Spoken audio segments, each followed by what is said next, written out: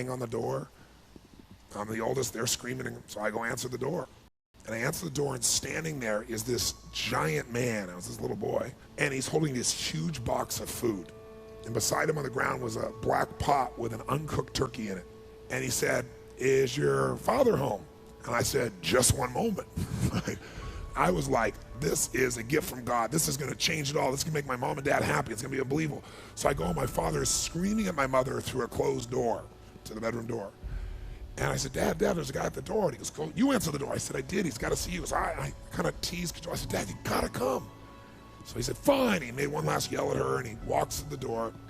And I'm waiting there, just can't waiting to see his face. And my dad opens the door, and this man's standing there with this big box of food. And my father did not get happy. He looked at this man, and he raised his voice to him, and he said, "Look, we don't take charity."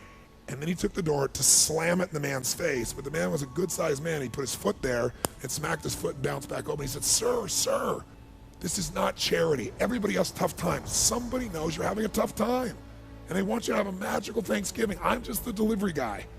He said, "Please take this." And my father said, "We don't take charity." He went to slam it again, and this time the guy put his shoulder against it so he couldn't do it.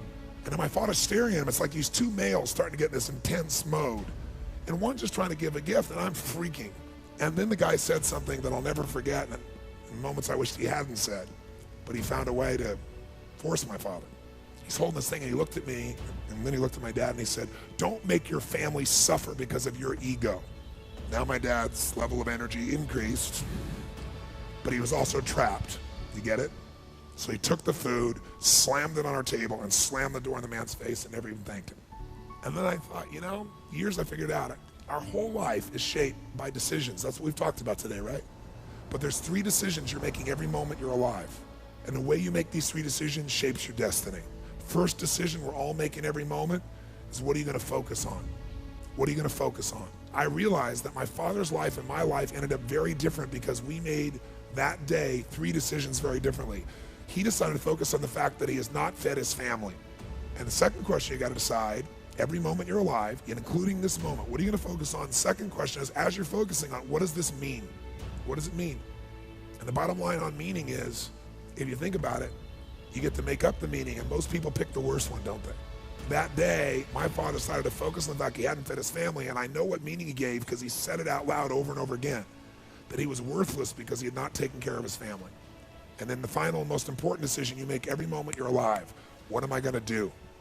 What am I going to do? And I'll tell you what he decided to do. He decided to leave our family shortly thereafter, which at the time was the worst experience of my life. It was the most crushing experience I felt. I realized in that moment that the worst day of my life, my father leaving, had actually been the best day of my life. Because if I hadn't had that experience, I wouldn't be